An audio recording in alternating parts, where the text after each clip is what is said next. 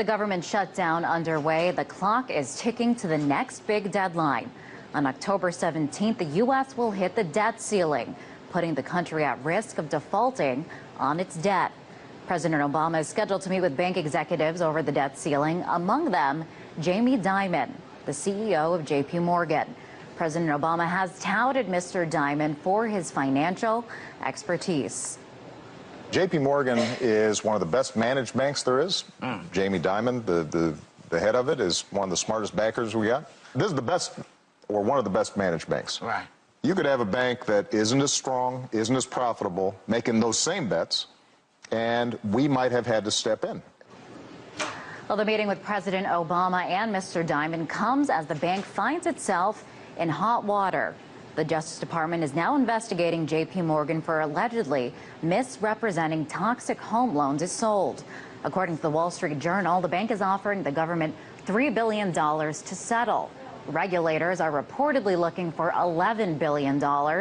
It would be the largest fine in U.S. banking history. This isn't the first legal snafu for J.P. Morgan.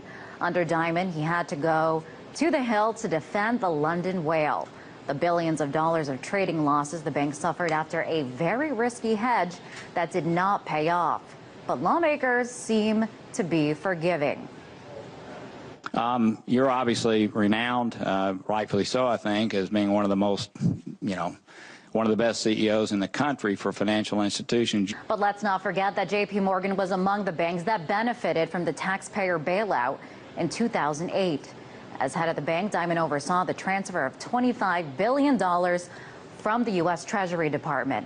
Being in relatively good shape compared to other banks, Dimon said he didn't really need the money, but took it anyway because the Treasury Secretary told him to.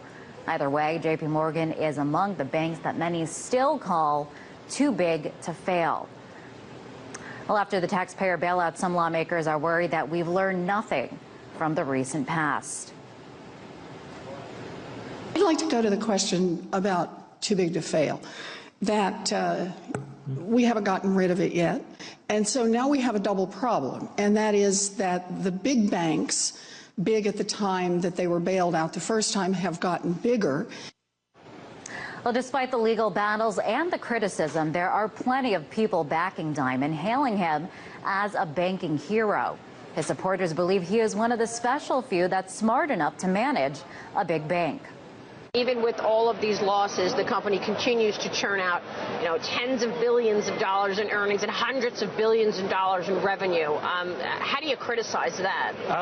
Well, I think a lot of their earnings and revenue we've seen have come from really shady dealings that they've been. Oh, come on. Well, at the end of the day, that is his job, to make money, and the numbers show that he's doing an excellent job with that. The question is, at whose expense? In Washington, Liz Wall, RT.